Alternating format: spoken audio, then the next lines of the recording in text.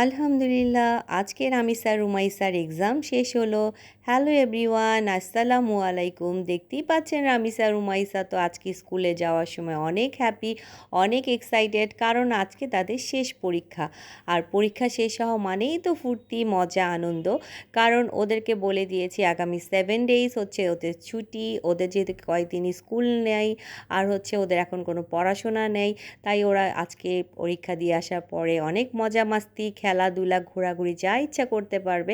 তাই তারা অনেক খুশি। মাশাআল্লাহ, বাচ্চারা তো কষ্ট করেছে, সো ওদের রিফ্রেশমেন্টের জন্য তো এটা আমাদের অবশ্যই একটু দিতে হয়। আর সাথে আমারও একটু রিল্যাক্স ডে যাবে, পড়াশোনার থেকে আমিও মুক্তি পাবো। তো আজকে কিন্তু সকাল থেকেই ভালো বৃষ্টি হয়েছিল। আর ওরা তো অনেক খুশি ছিল। মাশাআল্লাহ, এক্সাম দিয়ে যখন বের হয় একদম শেষে, ও আজকে একটু ব্যথা পেয়েছিল মাথায়। মানে হচ্ছে দুটো বাচ্চা ছেলে খেলছিল, তো ওয়াটার বোতল বা বোতল, পানির বোতল এসে ওর মাথায় এসে পড়ে, সো একটু ইনজিউর্ড হয়। তো ওর দায়িত্বরত টিচার প্লাস হচ্ছে ওর ক্লাস টিচার ওকে খুব যত্ন করে ওর টেক কেয়ার করে, ওকে পানি দেয়, বরফ দেয়। তারপর আমি আবার সাথে সাথে স্কুল থেকে বের হয়ে ওকে বাসায় না এসে একটু ল্যাভেন্ডারে নিয়ে এখানে এসে একটু বরফ আর ওকে একটু রিল্যাক্স করার জন্য, সে অনেক কান্নাকাটি করেছিল, অনেক স্যাড হয়ে গিয়েছিল।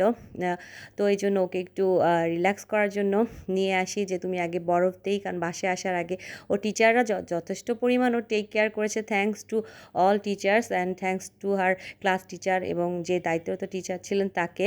তো তারপর সেখান থেকে একটু একটু হাসি খুশি মুখে বের হচ্ছিল, কারণ ও অনেক কান্নাকাটি করেছিল।